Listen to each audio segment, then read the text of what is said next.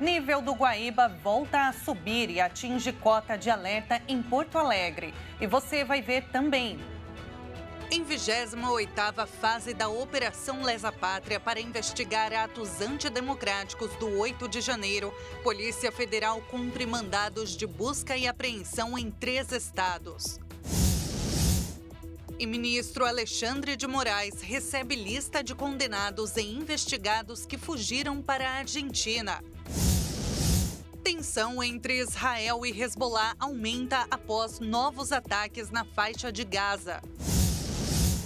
E ainda, com chegada do inverno, o governo de Santa Catarina anuncia pacote de investimentos para movimentar turismo na região serrana. Essas e outras notícias você confere a partir de agora. Olá, boa tarde, seja muito bem-vindo. Nós estamos ao vivo pelo canal da HIT, agora são 13 horas e 5 minutos pelo horário de Brasília. Vamos juntos conferir o que é notícia no Brasil e no mundo nesta quinta-feira, 20 de junho. A Polícia Federal deflagrou hoje a 28ª fase da Operação Lesa Pátria para investigar os atos extremistas do 8 de janeiro.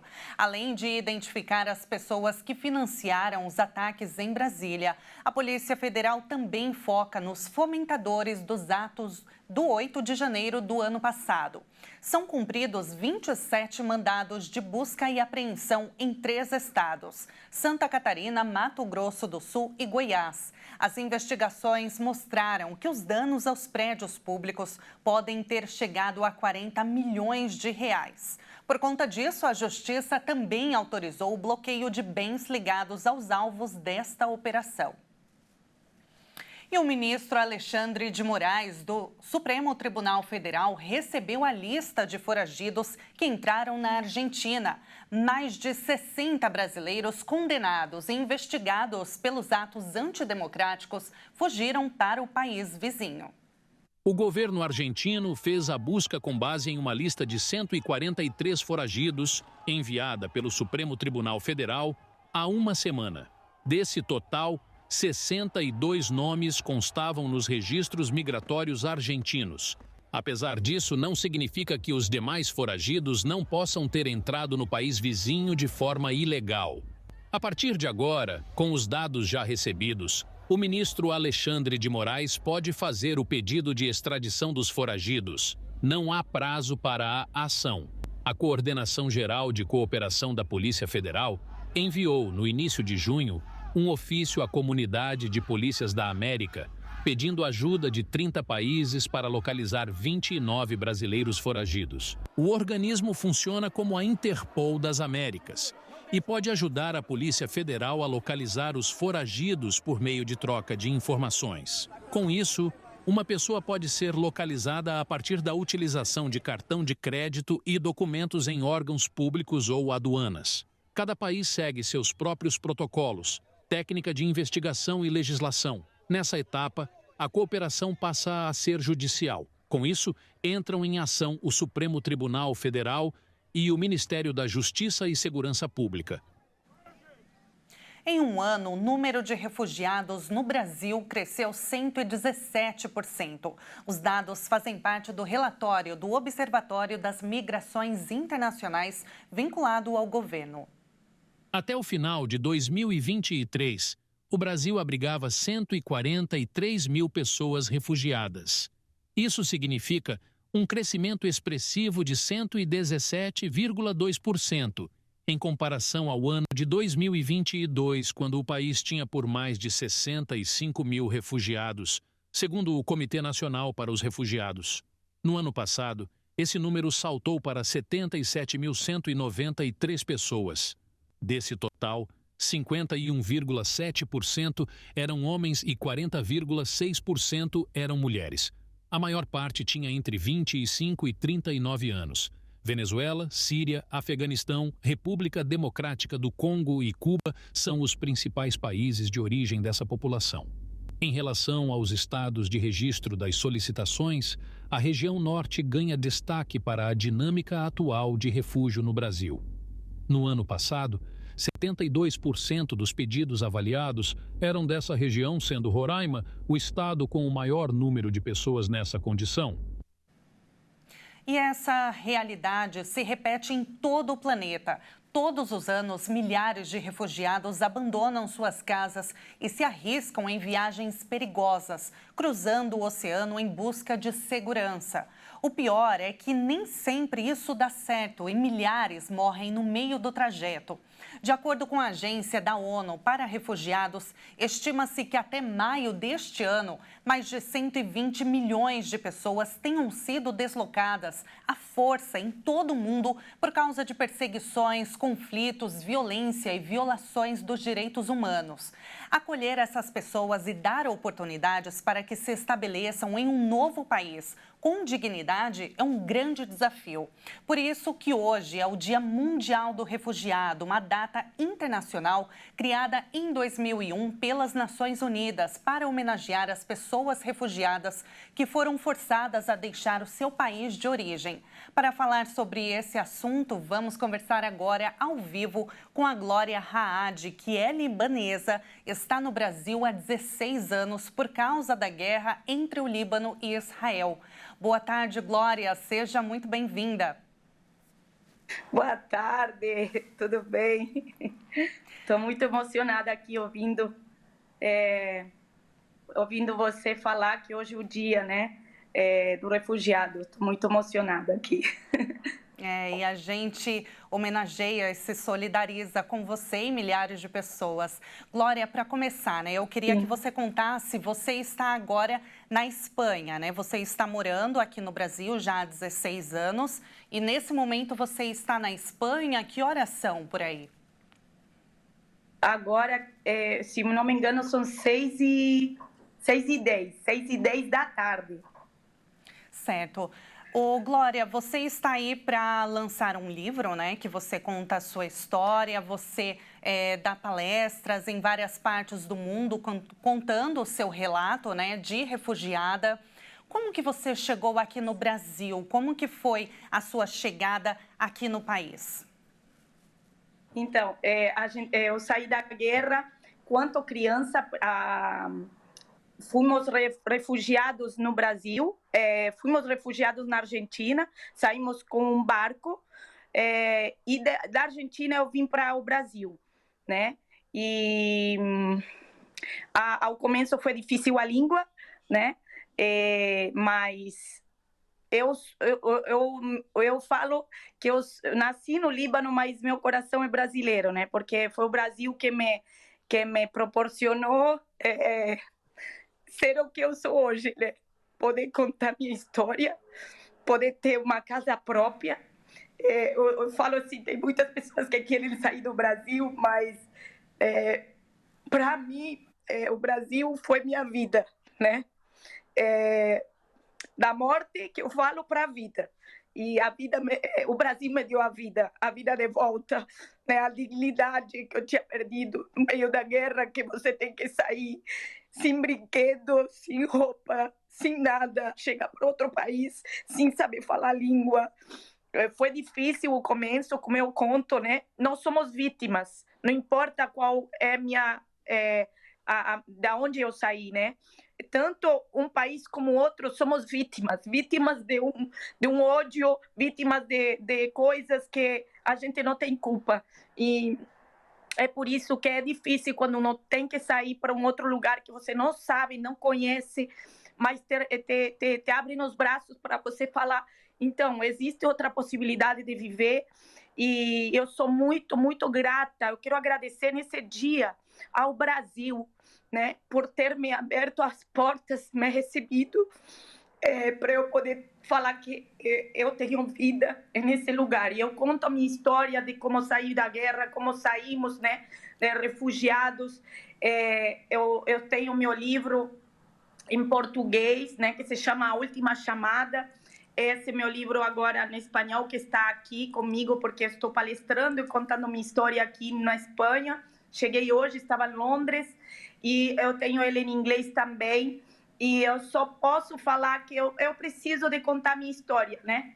Uma pessoa que saiu do meio da guerra, onde era improvável e a minha vida fez sentido no Brasil, né? E para mim, eu amo o Brasil, amo os brasileiros, amo aquela terra de alegria, as pessoas felizes, sabe? Isso me fez sentir em casa, né? Então, Glória, é isso que eu posso falar. O seu relato realmente ele é muito emocionante, né? E a gente, como brasileiro, ouvir isso é realmente gratificante, né? Mas, assim, é muito difícil você contar, né? Que você saiu criança ainda e de barco. Você saiu, então, do Líbano para o Brasil. Foram quantos dias de viagem cruzando o oceano, né? Veio do outro lado do mundo. Então, foram... o dia que a gente ia sair para a Europa, para a Alemanha, para pegar o barco, porque foi um barco de guerra, aqueles barcos que pegam as pessoas e tiram, né? Os barcos políticos. Nós demoramos 15 dias para atravessar o oceano, né? Para chegar. Eu lembro que o mar se mexia todo assim, e paramos em vários portos. Minha mãe atravessou o oceano éramos 4 filhos e minha avó, éramos em 6 pessoas, e ela atravessou, ela fala, eu atravessei o oceano do outro lado do mundo com $200 no bolso, e 4 filhos. E então, assim, vocês desculpa te interromper, vocês deixaram mais alguém da família para trás? Meu pai ficou lá, né? Ele mandou todos nós primeiro. Meu pai era advogado lá, então ele queria vender o carro que ele tinha para poder ter um dinheirinho para poder, né, chegar com algo, né, ao país. Então, depois ele veio, uns meses depois ele veio. Né? E vocês estavam falando sobre o Brasil, né, que Venezuela tem várias pessoas, né, que estão sendo resgatadas pelo Brasil, né, proporcionando uma vida, né? Esse país proporciona vida para outros países que não parece que não tem mais vida, né? E nós teve instituições que a gente acolheu também venezuelanos que também eram juízes, eram advogados, e conseguimos dar 3 meses de ajuda em apartamentos para pessoas poderem pegar eles para trabalhar e poderem começar esse ritmo de vida. O que precisa no Brasil, se eu posso falar? Porque foi a dificuldade que eu tive. Chegar no Brasil e ter algum lugar, um pouso, que não seja caro para nós poder alavancar de trabalhar e poder depois alugar um apartamento e pagar por mês, né? O que foi difícil para mim foi isso, um aluguel, porque assim, você chega, você tem que pagar 3 meses de caução, que às vezes não tem, precisa de comer também, e eu passei um tempo de comer polenta, chimarrão e pipoca, porque eu trabalhava e não dava para eu pagar um aluguel e comer. Então, foram os primeiros meses, sabe? Esses primeiros meses que precisa de uma ajuda, depois você começa a dar a volta por cima, né? Mas eu falo, o Brasil, se você trabalha, você consegue adquirir tua casa, consegue viver bem, sabe? E é isso que o Brasil me proporcionou. Glória, muito obrigada, viu, pelo seu relato. Olha, não sei se é um dia para celebrar, né? Porque realmente sair do país, a força do seu país de origem, deixar toda a história para trás, muitos deixam familiares, casa, Sim. tudo. Mas a gente se solidariza, mesmo assim te parabeniza, você e sua família, pela coragem. Obrigada, muito obrigada, viu? Foi um prazer estar com você. Eu não sei se eu mostrei o livro, mas aqui tem um livro aqui. E quem quiser adquirir em português está pela Amazon, A Última Chamada, podem adquirir ali, tá bom? Com certeza. Glória Hadi, muito obrigada pela entrevista. Muito obrigada a vocês. E agora a gente muda de assunto e fala sobre a tensão entre Israel e Hezbollah. Na verdade, não muda tanto de assunto, né? Porque, na verdade, tem um pouco a ver com esse assunto que nós estamos falando sobre os refugiados. A tensão aumentou ainda mais depois de novos ataques na faixa de Gaza. Vamos entender melhor. movimento xiita libanês Hassan Nasrallah advertiu o Estado judeu sobre a resposta a uma possível investida das forças israelenses. O inimigo sabe que nenhum lugar no país deles estará salvo dos nossos mísseis e dos nossos drones. Nossos ataques não são indiscriminados. Cada míssil tem um alvo, cada drone tem um alvo. A prova disso é o drone Hudhud. Israel sabe que temos uma lista de alvos, que temos a capacidade de atingir esses alvos. Nossa resposta vai abalar os alicerces deles.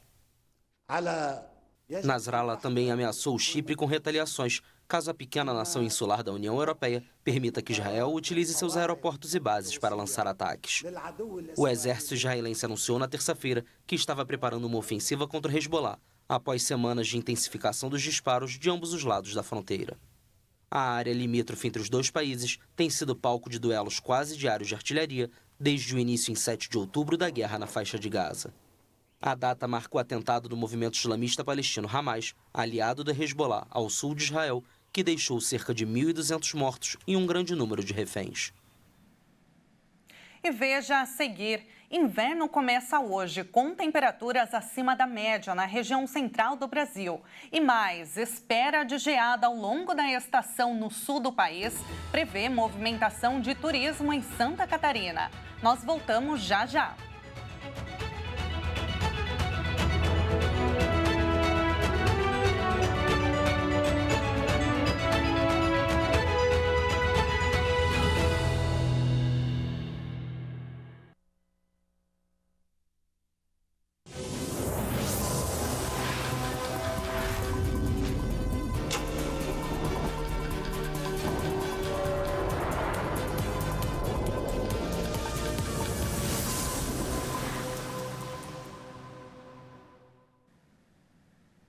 Uma hora e 22 minutos pelo horário de Brasília. O nível do Guaíba voltou a subir e atingiu a cota de alerta em Porto Alegre, que é de 3 metros e 15 centímetros. De acordo com a última medição, o lago chegou a 3 metros e 23 centímetros. No início da semana, a Defesa Civil de Porto Alegre emitiu alerta para áreas ribeirinhas devido à possibilidade de transtornos em razão do mau tempo na região. Ao longo do mês de maio, o Guaíba atingiu níveis históricos, chegando à maior marca registrada de 5 metros e 35 centímetros, superando o recorde de 1941, quando o lago chegou a 4 metros e 76. A tragédia climática já matou 177 pessoas, deixando 37 desaparecidas e 806 feridas. 400 mil pessoas ainda estão desalojadas. 478 municípios foram afetados, somando bilhões de reais em prejuízos. E depois de um outono atípico, com dias de calor e dias secos, o inverno começa hoje. Também vai ser de temperaturas acima da média na região central do Brasil. A manutenção das massas de ar seco na região central do Brasil deve impedir que frentes frias avancem para o interior do país nesta nova estação. Com isso, o inverno deve ser mais quente e com pouca chuva. Segundo o Instituto Nacional de Meteorologia, a nova estação tem início exatamente às 5h51 desta tarde e se estende até o dia 22 de setembro. Os meteorologistas asseguram que a tendência é que especialmente o sudeste e centro-oeste vão ter a persistência de dias com temperaturas acima da média nos 3 meses do período. 2 fatores são os principais responsáveis pelas temperaturas anormais e chuvas irregulares que devem ser registradas. Os bloqueios atmosféricos, o que faz com que um número menor de massas de ar frio consiga avançar no país e traz alguns extremos de calor, mesmo no inverno.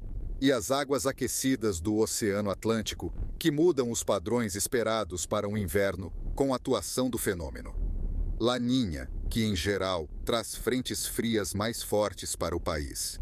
Mas os meteorologistas alertam que isso não significa que não teremos dias frios. E o governo de Santa Catarina lançou um pacote de investimentos na região serrana, a fim de aproveitar a chegada do inverno e as férias de meio de ano nos locais mais frios do estado. Vamos saber mais então com a nossa repórter de Criciúma, Michele Veiga. E no calendário o inverno chega nesse dia 20 de julho e com isso as atenções se voltam para as áreas turísticas aqui de Santa Catarina, principalmente a região serrana aqui do estado, onde recebe frequentemente vários turistas para apreciar belas paisagens, comidas típicas e, é claro, o frio que o pessoal gosta bastante.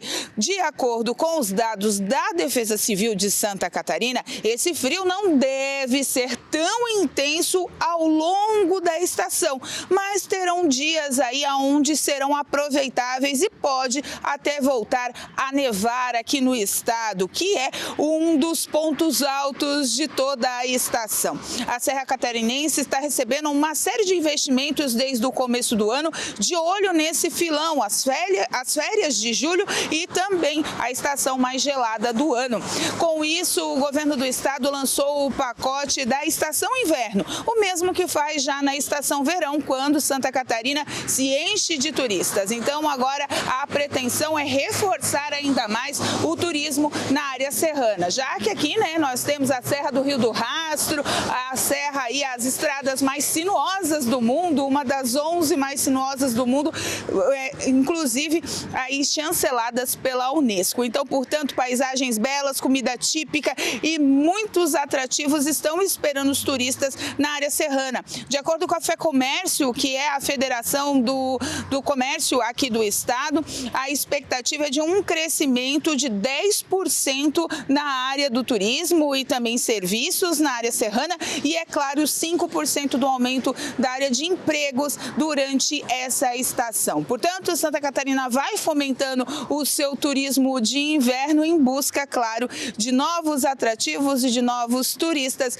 nessa estação tão gelada. Hoje, aqui, começando o inverno, a temperatura na região sul não passou da casa dos 19 graus. De Santa Catarina para a Hit TV, repórter Michele Veiga.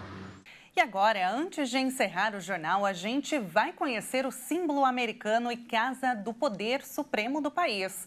Vamos conhecer e entender mais sobre a Casa Branca nos Estados Unidos. Vem comigo.